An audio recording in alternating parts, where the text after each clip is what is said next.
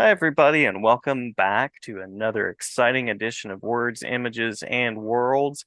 Delighted to be talking with a creator who has been on it's going to be a hidden episode now. It will be, you have to unlock the content. But we'll call this the variant version, the gold foil edition of the episode with comics creator Al Bigley. Al, thank you for jumping on and thank you for joining me. Thank you for having me. Great. Anytime, anytime. I am rocking some Spider-Man today, which you have some Spider-Man behind you, and you're currently doing a Yes. Batman and Robin thing. Right.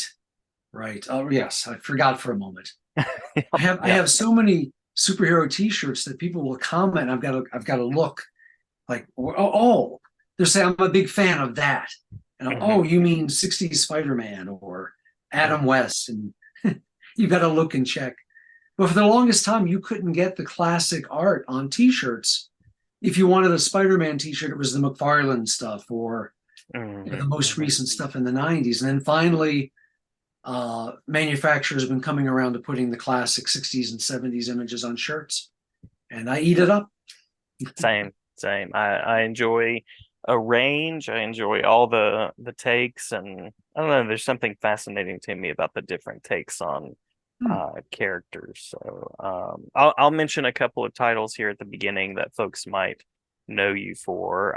So a couple of those being the Golden Books that I mentioned the last time that we were talking. Golden Book takes on the Batman characters right. featuring Joker and Catwoman. You've done some work with The Fly, which was an Impact comic from back in the day. And you have done a good bit of licensing, licensed type of content with the Batman animated series, those worlds. And I'm just always, I'm excited to talk to anybody in any way that has been involved with the Batman animated universe because it's just been Hmm, so formative for me, so foundational in what I right. enjoy about the medium. So, what have I missed? There are things. I know there are things. Well, like we discussed, I was doing freelance work at the time. DC approached me for the Batman animated stuff. Things for First Comics like Sable, um, some small press stuff.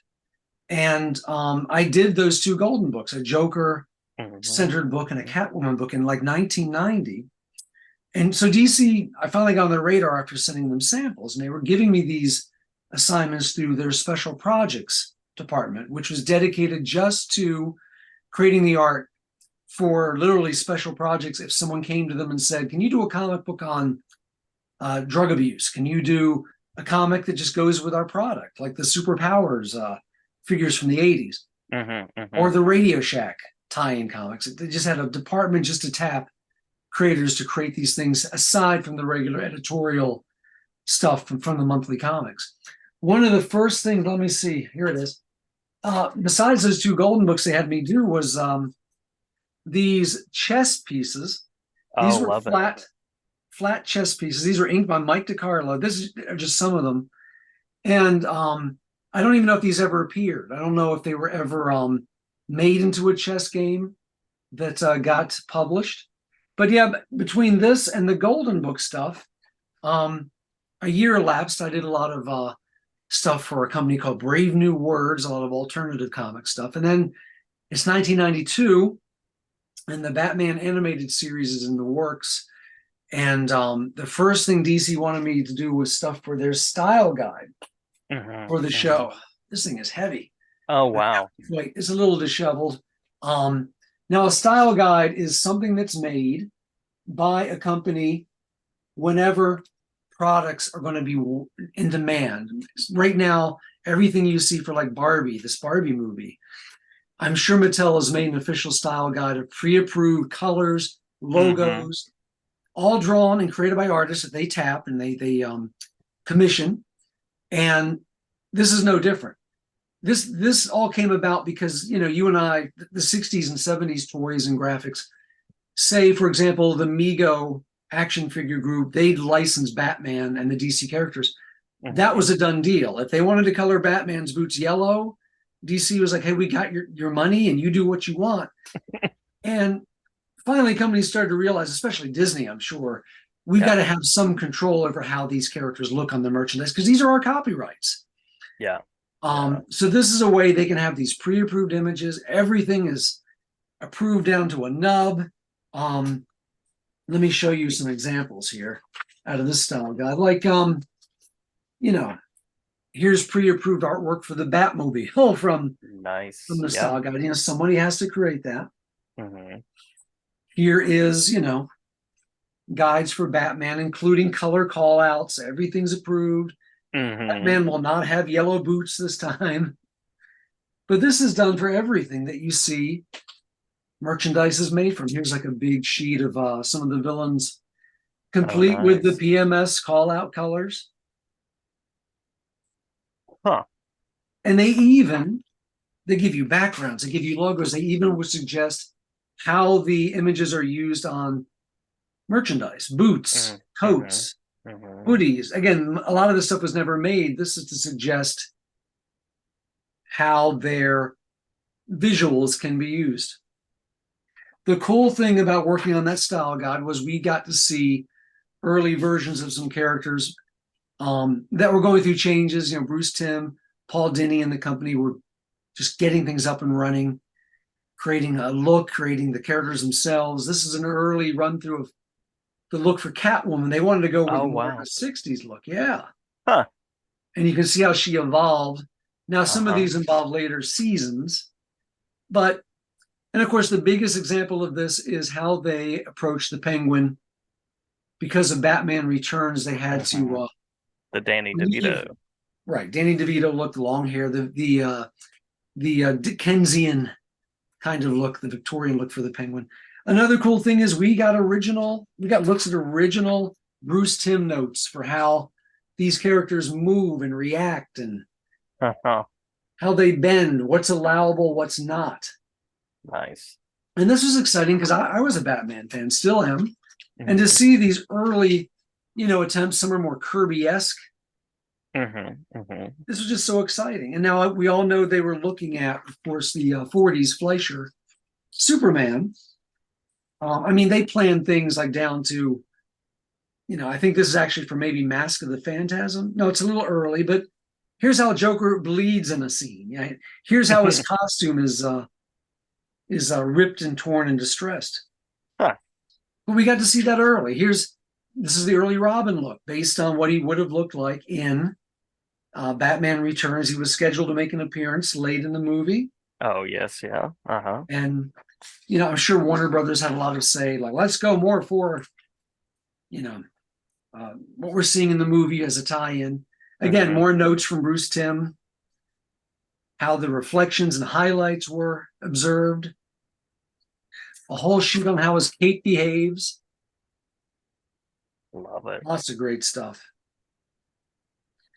But this was a lot of fun. And because I got to work on the style guide, I soon got work on a lot of the merchandise, including, this is why I have this, a book and tape set based on the Almost Got Him episode. I remember that one. I had that book on tape. I sure did. I threw a rock. I hit him with a rock. And this was fun. This now goes for, because they say it's probably the first comic appearance of Harley Quinn neck and neck with Batman Adventures 14, I think. Ah, I think that's it. So I see this book going for, $1,000 at conventions. wow. And I think I'm down to just 2 or 3 copies and I'm hanging on to those copies. Yeah, I don't blame you. But they sent me some of the storyboards for that episode to follow. Nice. And that was a lot of fun. Great deal of Love fun. it. Love it. Love it. I remember when I want to say, I can't remember the name of the magazine, but I remember before that show launched, there was sort of a Yes. like glimpse of it. I mean, just to see the range of characters, there were so many characters that I just got to know through that show, Right. that I was not aware of up until Right. that point. Well, Um, you got to remember this was a daily show in the afternoons. They had a lot of content to fill and provide. mhm, So mhm. they were reviving characters like Firefly and the Yeah, ventriloquist and yeah. And they create a lot of their own wonderful characters, like Harley, like Rocket Red, was it? Roxy Rocket. Was it There you go. Roxy Rocket? Thank you. Yeah. And the Condiment King, of course. Got to have the Condiment King. And it was a lot of fun. From there, I did artwork for everything for toothbrush sets, beach towels. When you do work for the style guide, like I pointed out earlier, it can be on anything. And they tell you before you take the job, this can be on a million products. It might not get used for anything, but here's the fee. Here's the deadline. Are you okay with that? Mm-hmm. I did the art for 2 Happy Meal boxes, which got on the national advertising from McDonald's, and those were fun. And one of the biggest and most fun assignments that came out of it were these Kenner toys. I Definitely. got to do the art on the front. They sent me prototypes with a very rough sketch, and I had to send the prototypes back, unfortunately. But I was collecting figures back then. I do a little bit now, and we got to I got to tell my fellow collectors, hey, they're finally making a Harley Quinn. They're finally making, this character, Man Bat, Mm-hmm. Mm-hmm. And it was great because another person that got to do a lot of this work was Carmine Infantino, who was a great 60s Batman artist responsible for the new look of Batman with the yellow moon on his costume and the more serious stories away from the Golden Age silliness that Batman had succumbed to. Uh-huh. But these were a great deal of fun. And I And did about I 30 of remember these those. things. I remember those so well. And I Here's the remember looking at that art and enjoying the art too. Thank you. Uh-huh. Here's the least selling figure probably, which is Really? Ra's al Ghul. I And loved my Ra's al Ghul. I was so excited yeah, when they came up with one. but I think they failed by not putting him in his famous cloak and his famous, more recognizable gear. But they probably thought we have to have him in some sort of action gear. Mm-hmm. Mm-hmm. And I know True. a lot of fans were upset with how many Batman variants they made, but we kept hearing kids want Batman. They want Robin. So let's do firefighter Batman. Let's do, rescue Robin and undersea Robin and Mm-hmm. Mm-hmm. adult Saturday collectors. evening Batman. Yeah. Right. But this was a great deal of fun. Here's Mad Hatter. He was a cool figure. Oh I hate yeah. how some of these are now getting yellow. It's like, no, they're not that old, are they? But people like That you does tell me, hey happen. man, you made my childhood. I'm like, I guess they're that old. I I got to mean, it was some teenage of, years though, so that's at see, I'll, least I'll accept something. that. Got to do some of these little puzzles on the back. A Love it. lot of fun. And DC produced so much stuff at that time for the series. And you hear people talk about it today. And I was at a recent convention and Kevin Conroy got mentioned a lot and the Hmm. series got mentioned a lot. And I love how a lot of people reference the fact that Denny and company said, we want to make a live action Batman series. It just happens to be animated. Yeah, And I still yeah. say Batman would lend himself to a great weekly series. The 70s Batman was a globe-trotting detective, all kinds of settings, all kind of mysteries, plus the supervillains that can come out of the shadows. Hmm. Um, some of these new movies I'm not so crazy about because he's just this kind of thug wearing armor. I mean, he's like this Right. blunt instrument, and we've Yeah. seen that so many times.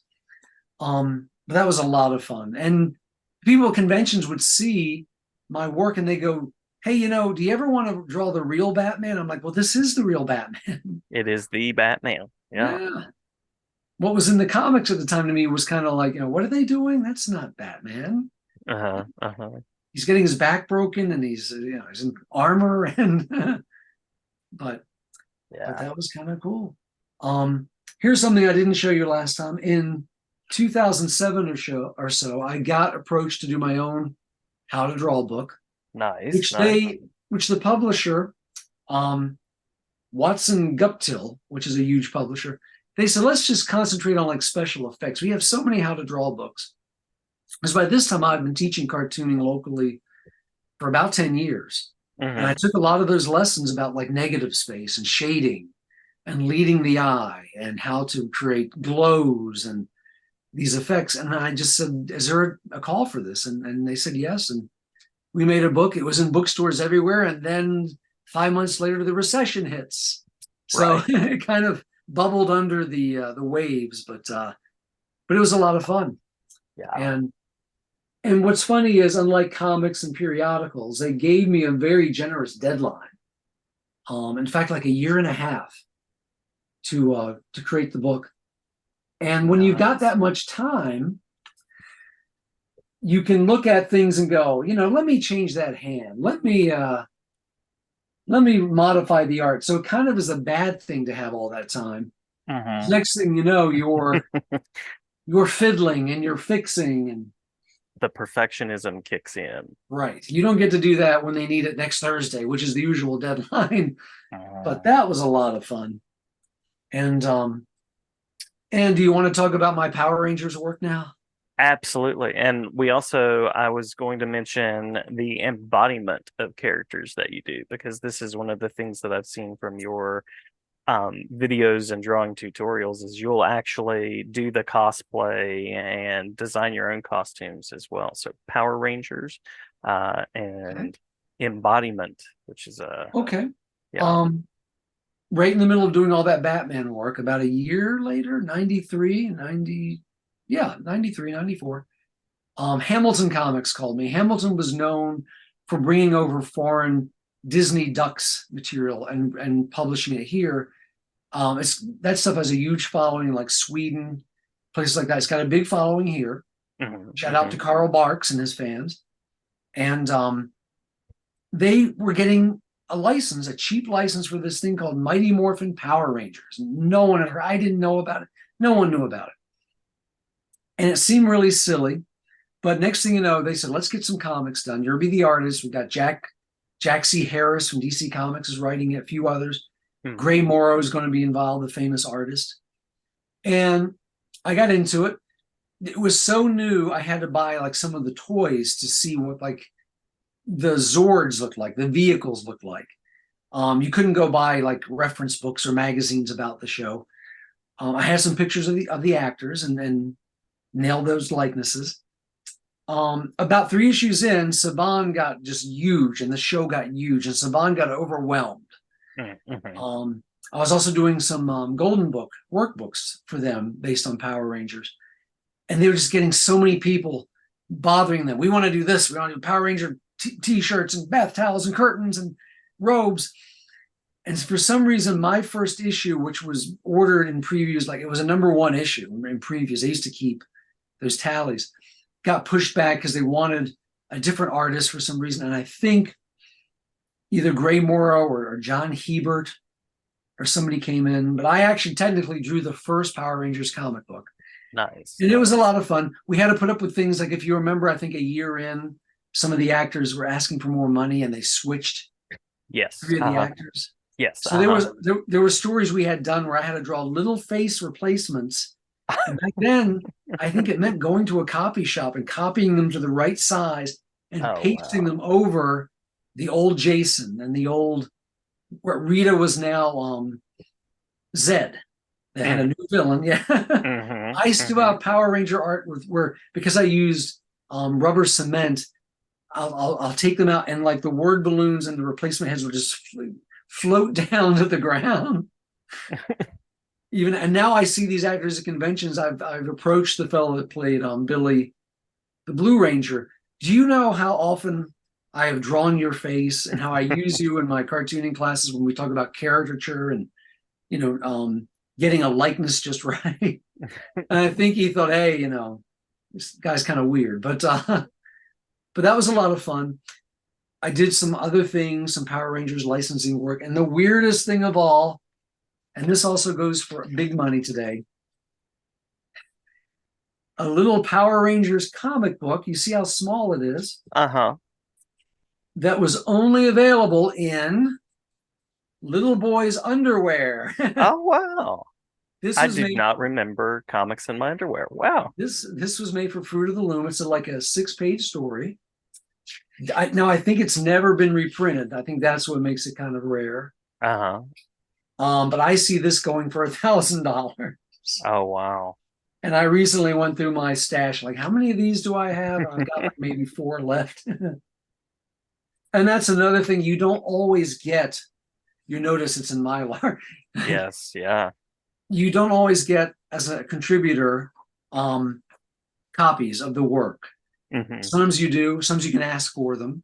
Sometimes you go into Walmart and go, "Oh, there's that thing I worked on." Hmm. But Hmm. people always ask that. Do you get like 12 copies? And then sometimes you do, and other times it's like, where is that toothbrush art for the? Was that in stores yet? No one tells you, keeps you in the loop. They just commission the work and like that. So, Hmm. but it was a lot of fun Very and cool. Very cool. very varied. Besides this stuff, again, varied work.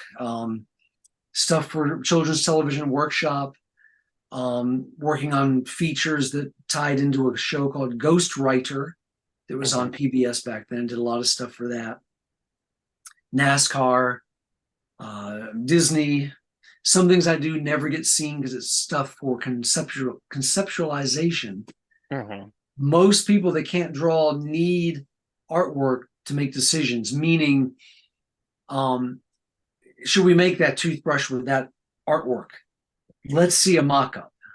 Okay, we can do that. Or no, that's going to be too expensive. Or that's going to be impractical in that form. They need to visualize it and see it. And artists get called on a lot for that kind of thing. Because, like I tell my students, everything you see around you that's man-made started with a drawing. True enough. True enough. Even if we're in the computer age, someone's got to conceive of that thing and draw it and assemble the specs and the design, Hmm. whether it's a chair, whether it's a car, whether it's clothing, glasses, Skyscraper. Hmm. everything has got Yeah. to be designed and drawn first. There will always be a need for that again, no matter what technology comes along. Yes, we're probably getting to where you can go to AI and go, can you envision a toothbrush on Power Rangers cards with this kind of graphic in a vertical orientation? And you're probably going to get what you need. Right, right. I think that's inevitable. But again, it's got to be conceptualized first. Hmm. And Yeah, even with AI, it has to come from somewhere and then be respun.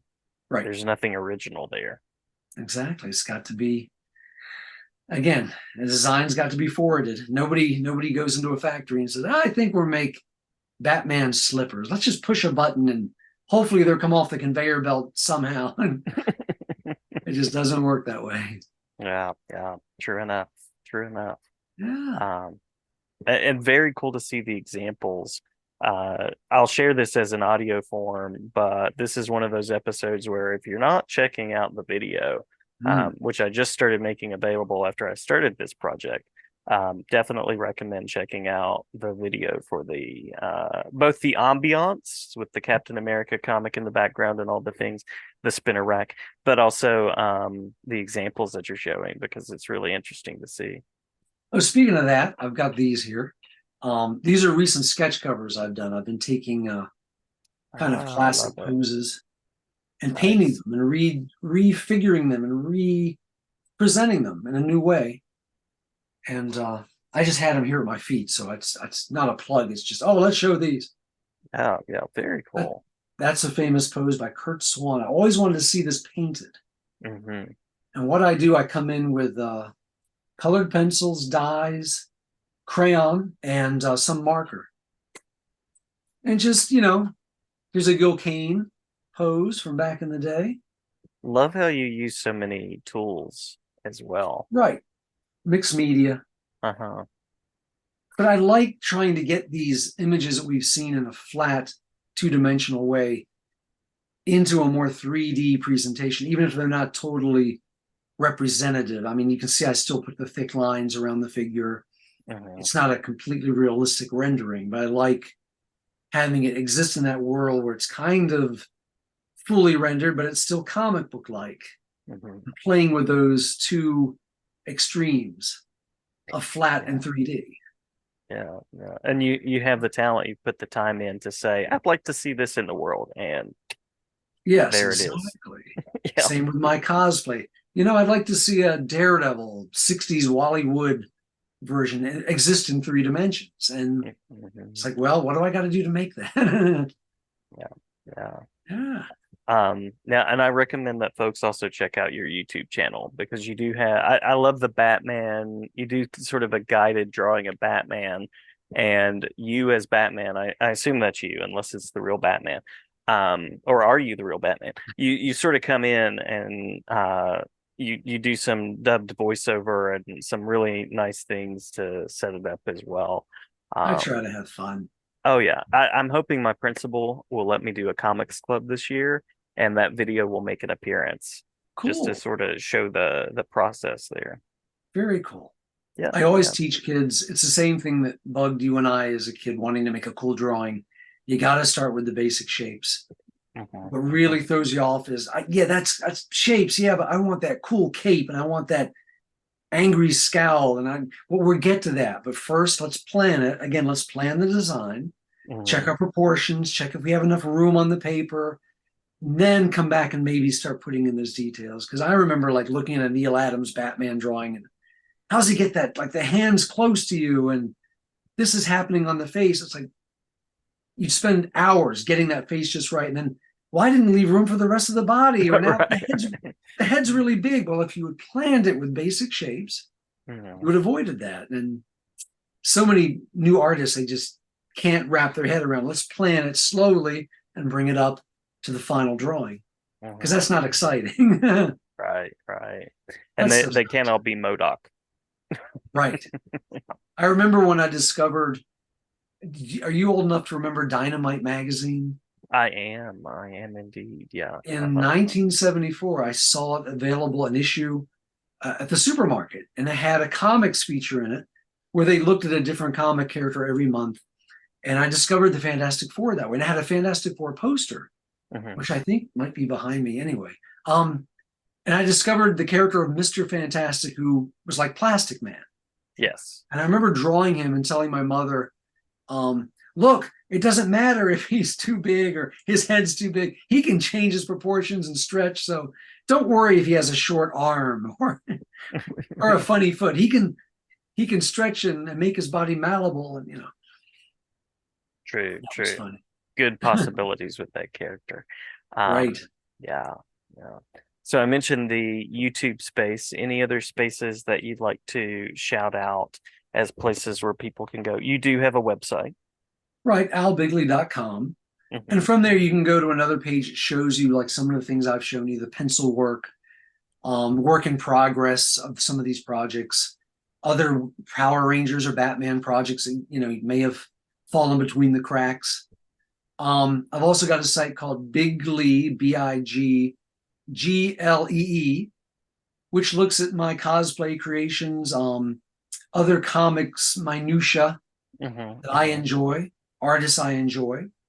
I'm on eBay not just with the tutorials, but one interesting thing you can see on there is about 10 years ago, 15 years ago, the producers of the Avengers Earth's Mightiest Heroes cartoon had me storyboard a segment, and I put that segment up on YouTube. Disney knocked it down, but I went to them and said, Can I just show this segment? I'm the artist, I'm the storyboard artist." Hmm. And they said yes. And they were Nice, fine with it. nice. So let's give Disney some props. I'm Yes, yeah. saying, yes, that's on there. Costume tutorials, cosplay tutorials, all kinds of fun things. Superhero rarities from like weird TV appearances, Carol Burnetta's Supergirl, Love it. uh, 80s, 70s stuff, just fun stuff for people our age and younger, Hmm. you know. A Any lot of fun. any age. It's the process of nostalgia, passing on these things that we enjoy and saying, "Hey, you might like this too." Right. They young Yeah, at heart. that's right. That's right. Absolutely. Did we miss anything in the interview that you want to make sure to mention? I'm double checking our message chain just to make sure. I think, let me check my little notes here. There Mhm. is the custom book. I see. I see. Yeah, I Yeah. think we're good. Yeah. I tell people wanting to get into this career, if I could do anything more, I would just practice more. It's like playing the guitar. If you wanted to be the world's greatest basketball player, what would you do? You'd practice more. Mhm. I think in this field, people think, well, I got to be talented. And I've never been a big believer in talent. I got a lot of rejection. I just bounced back and just got better with practice, came Mhm. back, more samples, more reaching out to people, just being available and not being knocked down by rejection is a big thing. Hmm. Hmm. Um, and just doing it. I know some great artists you'll never hear from because they let rejection bother them, or they're like, oh, why bother after like the second rejection letter? Why bother? Hmm. Hmm. Now that doesn't mean you've got to make your art to appear in arenas that will get seen, like books and all the things I mentioned. You can have a great time just drawing on Sundays, painting on Sundays. And if it thrills you, you are an artist, and that is the role of art. It did something for you. If it does something Hmm. for other people, that same piece of art, that's great. That's an addition. But don't feel like you've got to be great or you've got to be published True. to enjoy art and participate in art. Now, especially with what we've got online, you can go right to your audience on YouTube, on your own webpage. You don't need to go to Marvel Comics and say, can I draw this book? Can I get on that stage? Or CBS, if you're a musician, can you give me a deal with CBS Records or whoever? Hmm. You can just put your stuff out there, make your own audience, even if it's 3 people. Hopefully it'll grow, but you can do it and be seen that way. There are so many possibilities now. But if you like making art, whether that's cosplay, whether that's drawing, painting, singing, dancing, whatever, do it for you and be happy doing it. And if other people enjoy it, that's great. Absolutely. Great Yeah. message. Great message. Well, thank you for being willing to talk with me a second time. Right. I appreciate both our original version as well as this, what did I call it? Gold foil variant sort of approach. So Hologram cover. that's right, the hologram cover, I'll look for special this on back. QVC. Let's go on QVC with a big markup. That's right. That's right. But glad to have you on anytime and glad to talk to you again. Anytime that you'd like to share about any particular work. I appreciate it. Thank you for having me on. Thank you. Thanks.